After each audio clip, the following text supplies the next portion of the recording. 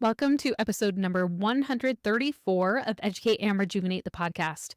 4 reasons why affirming students is the most important goal for back to school with the Teacher Approved podcast. I am so excited for today's episode where I'm collaborating with the Teacher Approved podcast, my friends Heidi and Emily, to share one of their top episodes over here with all of you. I cannot wait for you to hear this. Let's go. Welcome to Educate and Rejuvenate, the podcast to help you revitalize your teaching, renew your spirit, and reignite your passion for life. I'm your host, Kelsey Sorensen, a former teacher, current homeschool mom, published author, and certified life coach. Whether you are a teacher in a traditional classroom, homeschool from your kitchen table, or anywhere in between, I am on a mission to help you not only survive as an educator, but thrive. Get ready to uplevel your skills with incredible insights from guest experts and discover the missing piece, rejuvenating yourself. Are you ready to both educate and rejuvenate? Let's go.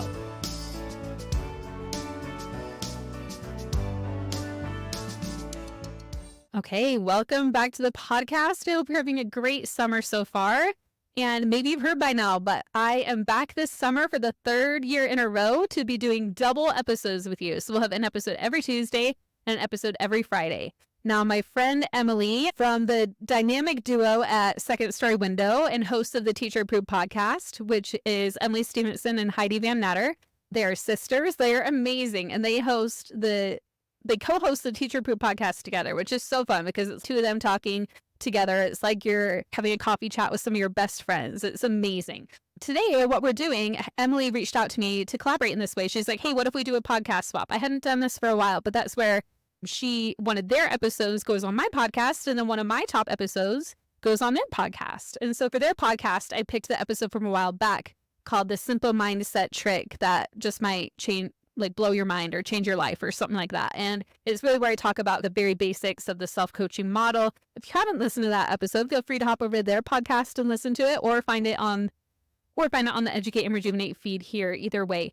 But today, I'm really excited that they picked this one because I feel like we haven't talked a lot about affirming students and what that even means and how to create a safe and welcoming environment in your classroom. I mean, that's really what I try to cultivate here on the podcast, is for us as the grown-ups, the educators, to have a safe and welcoming place to be ourselves, but we want to also cultivate that for our students as well. So I'm really, really excited for you to hear all about this from Heidi and Emily today.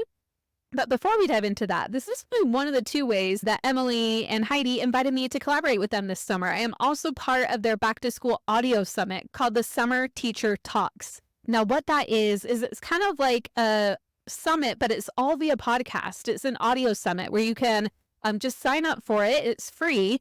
And you'll each month, June, July, and August, you'll get 16 tips from a bunch of different incredible, amazing people. Now, I have 2 of the tips in there, but there are 16 per month, so there are so many. But I did record an exclusive tip for June and for August. Now, if you're listening later, you'll be able to get the previous months when you opt in. So there's so many great tips. They did such a good job putting what you need in June, what you need in July, what you need in August. So in June, they have sessions such as create your summer burnout recovery plan so you can beat the burnout cycle once and for all. Yes, we need that, right? We have design your summer. We have ways to simplify planning and boost organization so you can start the year off on the right track. And we have 4 strategies to avoid decision fatigue, how to actually get stuff done for school this summer. 5 ways teachers can use Canva in the classroom, super interesting. And then in July, we have ones like systemize for work-life balance, delegate, automate, and eliminate. We have 3 tips for beginning teachers to set themselves up for a year of success. 3 ways to introduce math games in your classroom, the secret trick to eliminating recess headaches. I mean, so much good stuff. August, how to embed a social emotional learning in your classroom from day 1, how to kick off your school year in a trauma-informed way that will last all year long, how to move beyond teaching grammar methods and help students apply grammar skills into writing through the use of mentor sentences as well as contextual writing practice. So much good stuff here. 4 steps for improving hallway behavior. Who doesn't need that? How to make tidy time part of your daily routine. So many tips. And I'll be sharing tips also about sub-planning. Anybody surprised about that? And then another exciting one that you'll get to hear when you opt in. We'll let it be a surprise. You're definitely going to want to sign up. It's free. If you want to upgrade to the all access pass, they do have an awesome one. It's not too expensive, where you'll get like $200 worth of products and everything. So it'll be super fun. I would love for you to join me. There's a Facebook group. I'll be in there. It'll be a really fun time. Like I said, it's free. So go to the link in the show notes to sign up. I won't be mentioning this again, most likely, on the podcast, because we have a lot going on with our Educate and Rejuvenate event and our rebrand and everything. So don't think that you're going to get another reminder from me in your feed. So make sure to go and sign up for the audio summit right now. We would love to see you there. Okay, let's get to today's episode with Heidi and Emily. And then if you love what you hear from them, make sure to go over to the Teacher Approved podcast and subscribe, because they are just awesome. They're great friends of mine. They're such a wealth of knowledge. They're so fun. I love everything about them. So make sure that you check out their podcast too.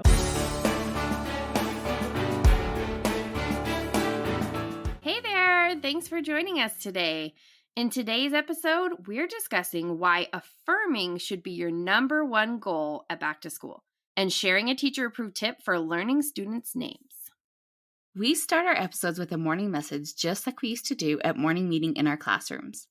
This week's morning message is, what is a misconception about teaching that you had before becoming a teacher? Emily, what misconceptions did you have to lose? Oh, so many. Well, I definitely thought that there would be so much time for all the fun ideas that you see out there for your classroom. You know, the school day seemed so long to me that surely you'd have tons of time for all that fun stuff. But it turns out that every minute of your day is jam-packed with content that you need to teach. Plus, I highly overestimated how much energy I'd have for pulling off those amazing ideas. Oh, no joke. Like, the energy factor is just, like, off the charts. Yeah. How about you, Heidi? I think my biggest misconception, well, maybe not the biggest, but one of the biggest was I just thought that, like, anything I did, the kids would just be like, oh, this is amazing. I'm learning so much. I think it was too much watching of Anne of Green Gable when she's watching like Miss Stacy. Yes. And she's just like, oh, look, my lovely teacher. Oh, she's teaching us poetry. And now we're walking in the woods. And yeah. It's like you wanted a second grade, oh, Captain, my Captain moment. Really? But we would not stand on our desk because that's highly unsafe. Of course. Oh, well. Well, we have some awesome responses from our community to this question. Natalie said that you would ever say anything just once. Oh, man.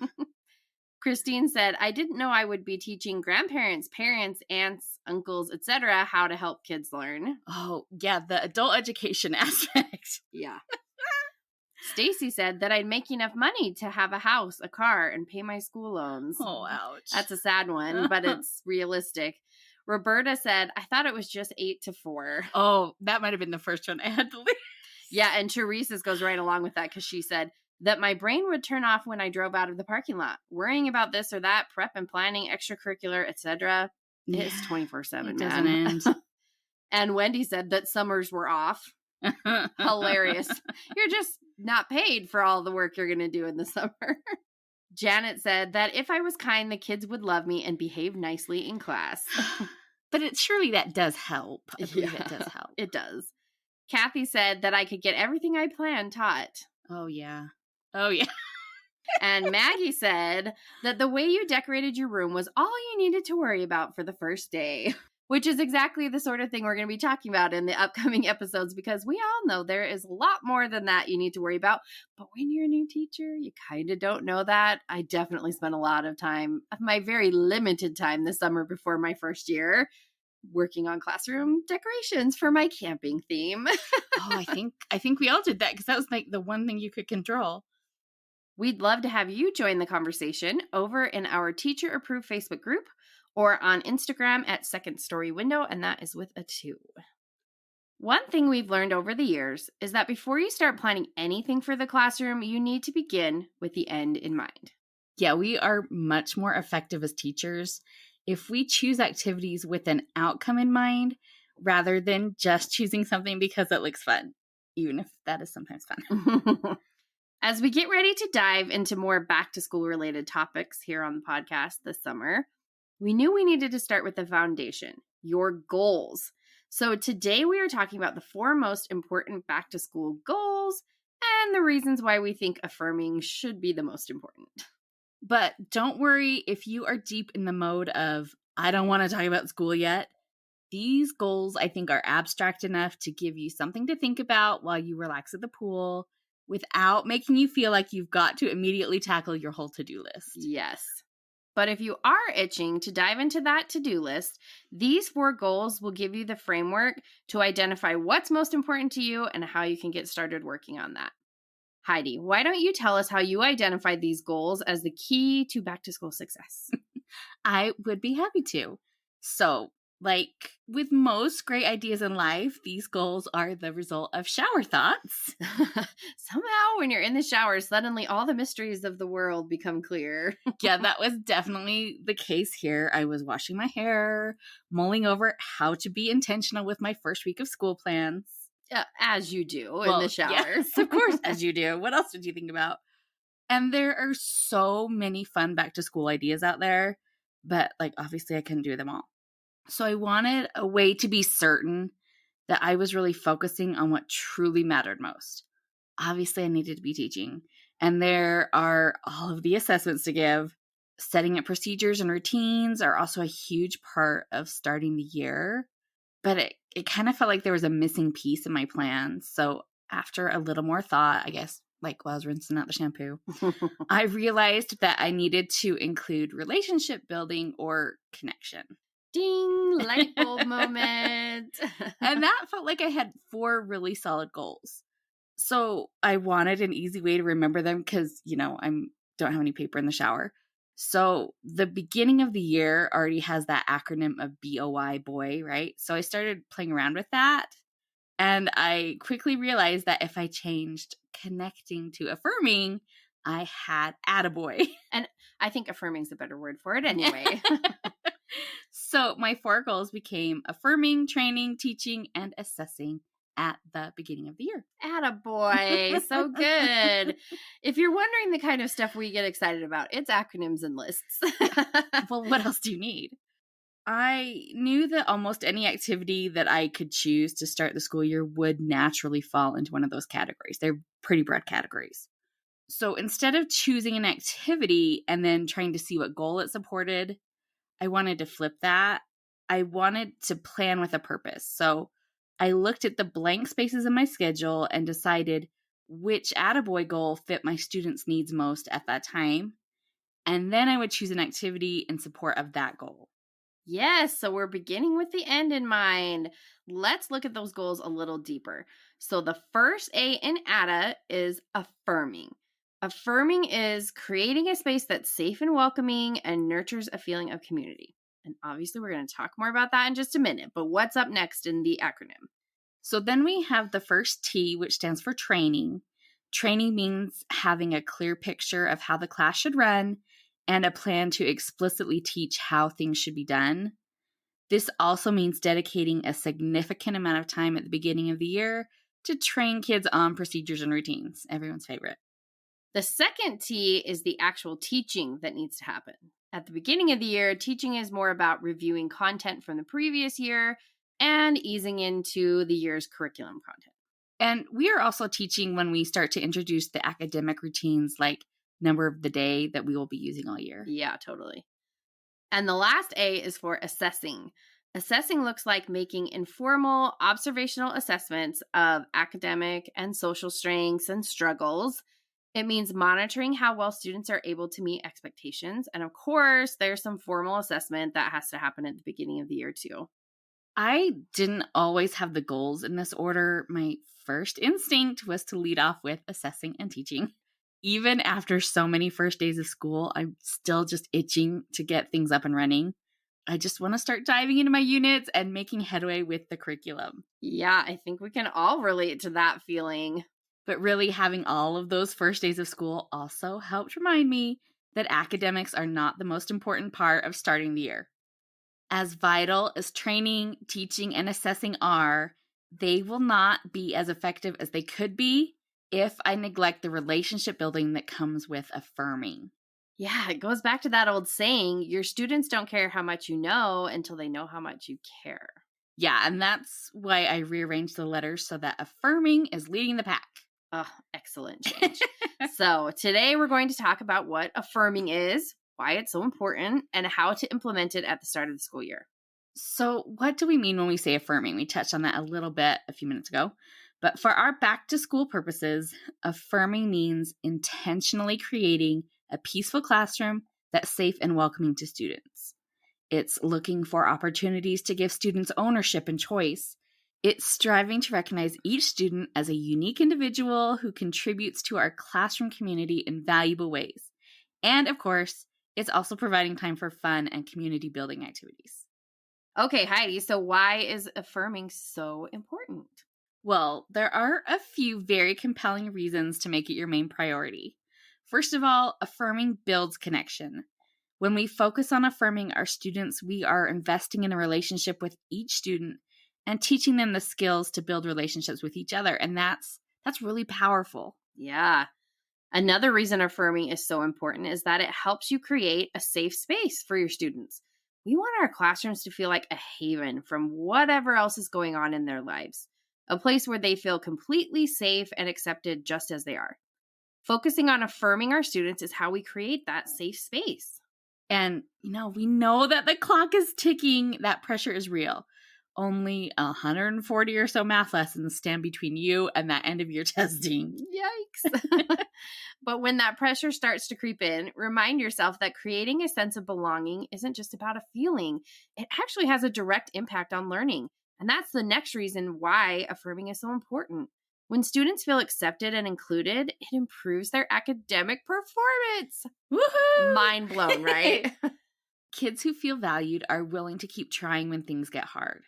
They learn to see themselves as capable, and they are more willing to contribute to the classroom. And there's yet another reason why we think you should focus on affirming at the beginning of the year, and that is increased engagement. When students feel like they're valued members of the class, they're more willing to participate and put an effort in their work, which leads to greater achievement and understanding.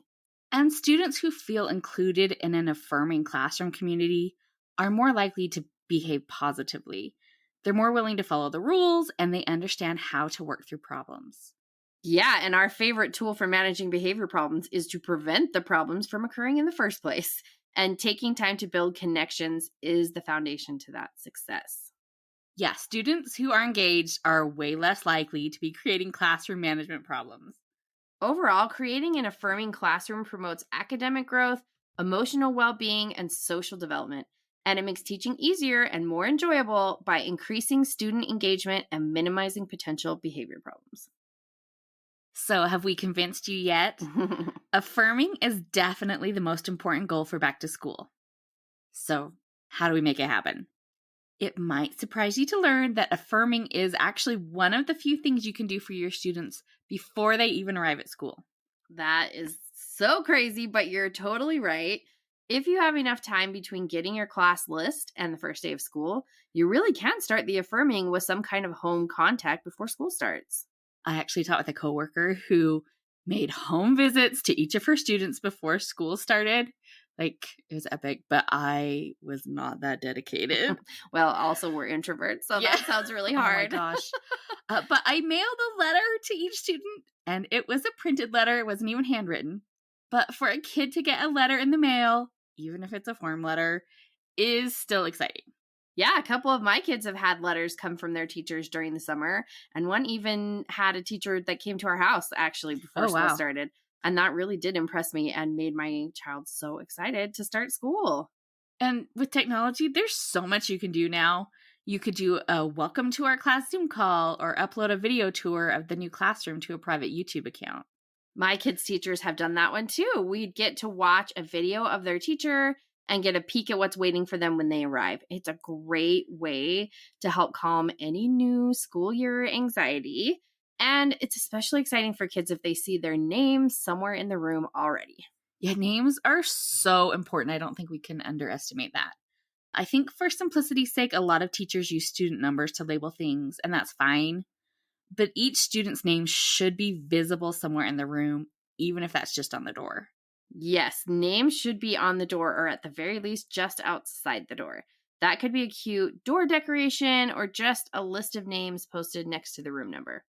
That way, it's immediately clear to your students that they're in the right place and there's a spot saved just for them. Honestly, even as an adult, I have frequently gone to some event and paused outside thinking, wait, is this where I'm supposed to be? You know that feeling? Yes. Oh, I do that all the time. We want those kids to arrive and know immediately, this is my classroom. There is a place for me here. I always try to do a memorable door display, even though decorating my classroom wasn't my favorite task or my strength, let's be honest. But my second grade classroom was not near the first grade classrooms, and so my new kiddos would sometimes get turned around trying to navigate the school. So I really wanted a bold doorway to serve as a landmark to any of my lost little lambs. Beyond home connection during the summer and displaying student names, there are a lot of activities that you're probably already doing that support the goal of affirming. For example, any get-to-know-you activities help kids see that they are a significant part of their new community. And when you give kids a tour of the classroom or of the school, you're showing kids that they belong here. Assigning class jobs, creating a class cheer, making an effort to learn kids' names, all communicates that we are in this together and it wouldn't be the same without you. Yes, and we want them all to have the sense of how important they are to our community. We also want to help kids develop relationships with each other. So providing partner and small group activities at the start of the year helps them start to get to know each other. It also gives you the chance to set clear expectations about cooperating and listening from the get-go. It's always nice to have the chance to teach kids how to effectively work together with something low stakes before you want them working together on an academic activity. And we want that groundwork laid from the start that says, in this classroom, we work together and treat each other with respect. So Emily, what else can we do to focus on affirming? We're not going to dive into it today, but morning meeting is one of our favorite tools for affirming students and building that classroom community. We've got some episodes about this that you can check out, and we'll link those in the show notes. And also, just don't forget that having fun together is also a great way to affirm students. And if your principal pushes back, point out that you've got science on your side.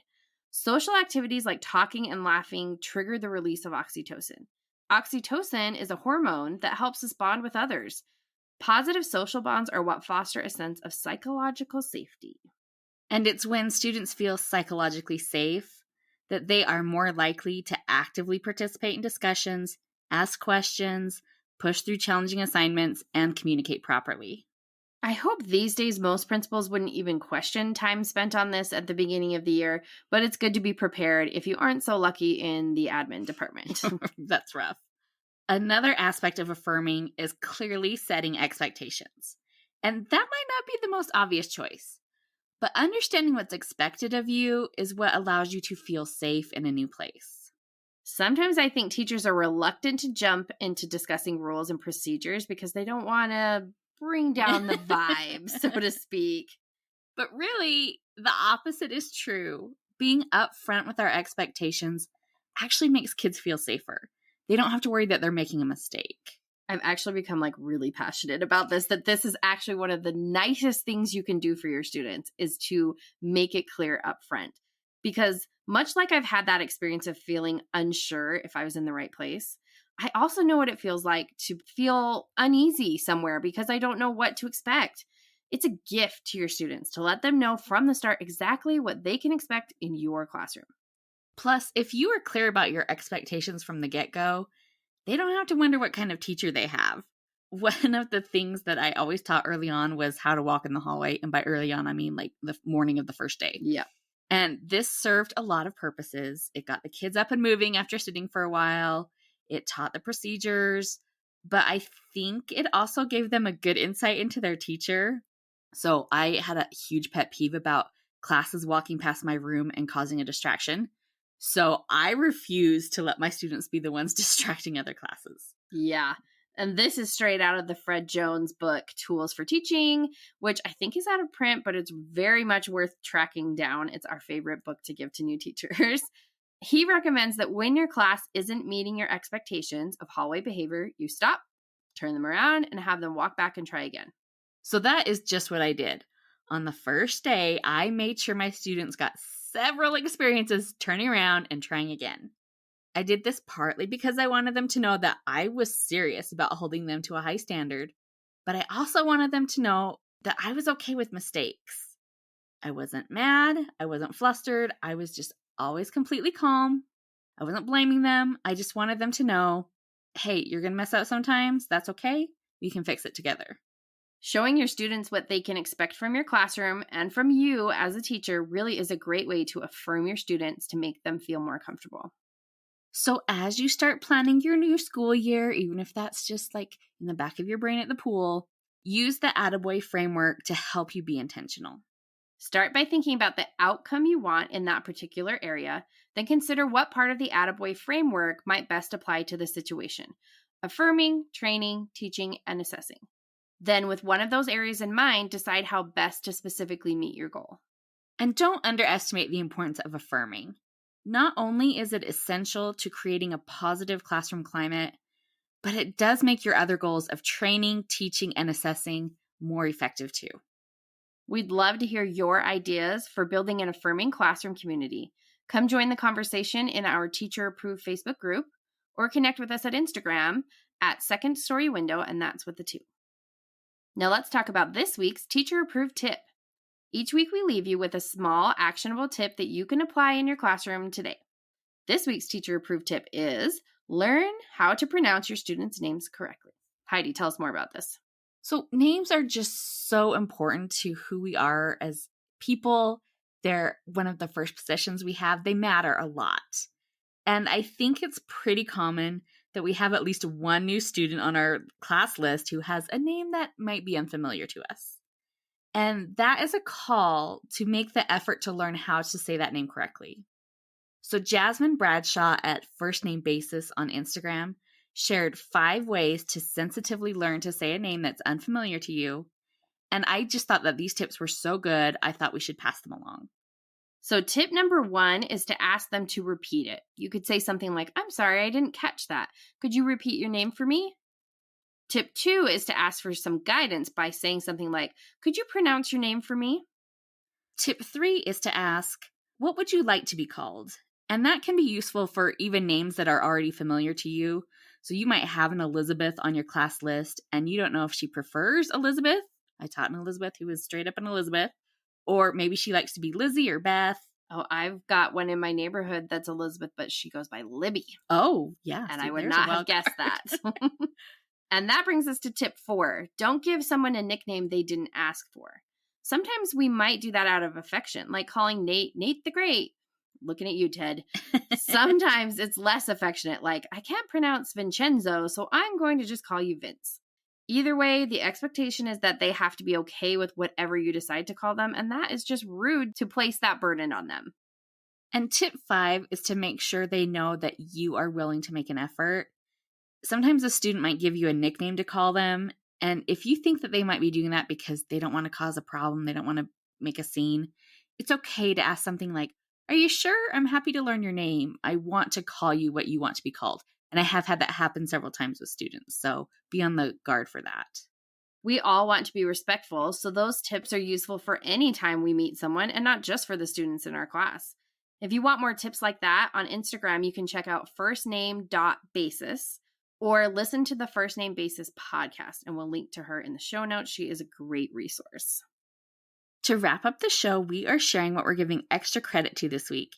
Emily, what gets your extra credit? Well, I'm giving extra credit to the teacher-approved Facebook group. Yay! We have assembled the coolest bunch of teachers that are so supportive, helpful, creative, and funny. They always make me laugh.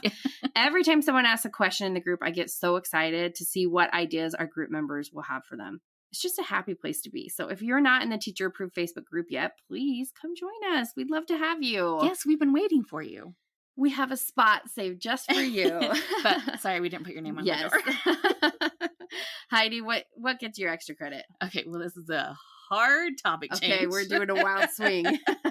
My extra credit goes to Nampons. Okay, yep, big swing. Which is basically what it sounds like, but for your nose. I can't even make fun of you for this because I'm the one that gave you the idea. So, like, about a year and a half ago, I had like an epic nosebleed, the kind where it's like, I probably should go to the hospital level. No, seriously. Like, she's not exaggerating. I really was like, oh my gosh. Like, I think maybe I need to take you to the hospital. Yes, like I called Emily over. Anyway, I survived. Spoiler alert. And Emily did mention that she had seen this product. So I ordered some, and thankfully I have not had a need for it until the allergies got the better of me a few weeks ago. Now, it does not look like how you would imagine based on the name. I think we're all relieved there. It is a white foam oblong, and actually it kind of looks like one of those Fun Dip candy sticks. And you just put it in your nose and pinch it in place. Easy peasy. But unlike toilet paper or other products that you might use, it doesn't stick to the wound. So when you take it out, you're not causing more problems. I can't believe we're talking about I'm sorry. Whoever needs to hear it, you probably really appreciate it. Everyone else, we sincerely apologize. It also has like special clotting agent to stop the bleeding. I've just used it the once so far, but it really did work as advertised.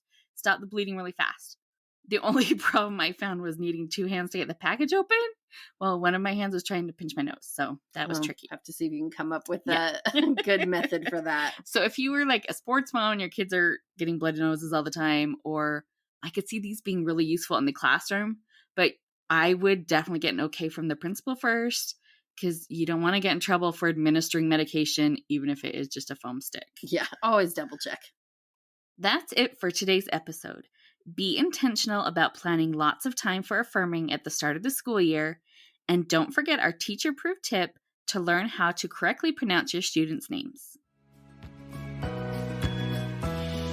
We hope you enjoyed this episode that originally aired on our podcast, the Teacher Approved Podcast with Heidi and Emily. We wanted to share an episode that we knew the Educate and Rejuvenate listeners would love. And this one just jumped right out to us. We hope you get inspired to make affirming a top priority for your back-to-school preparation. If you want to spend more time with us, and of course you do, you can find us at the Teacher Approved Podcast, where we help teachers elevate what matters and simplify the rest with easy-to-implement tips and practical takeaways. We would love to have you join us there and connect with us in the Teacher Approved Facebook group. You're also invited to join us this summer for Teacher Summer Talks, a free audio summer for elementary teachers where we are joining up with over 20 other veteran teachers to share bite-sized, actionable tips that you can listen to on the go or by the pool. Grab your headphones and come save your seat with the link in the show notes. Thanks again for listening. If you enjoyed this episode, please hit subscribe so you don't miss the next one. And if you're hungry for more, be sure to check out the book that I wrote. It's called Educate and Rejuvenate, a 3-step guide to revitalize your teaching, renew your spirit, and reignite your passion for life. It is scheduled to be released in the summer of 2024. This book takes all the life coaching skills we talk about here on the podcast and puts them together in one easy-to-understand guide. Plus, when you pre-order, you'll receive a PDF workbook and additional resources to deepen your understanding and application of the concepts we've covered on the book and on this podcast. You won't find these resources anywhere else. Visit the link in the show notes to join the waitlist and be the first to know when the book becomes available for pre-order. Let's continue this journey of growth and rejuvenation together. Until next time.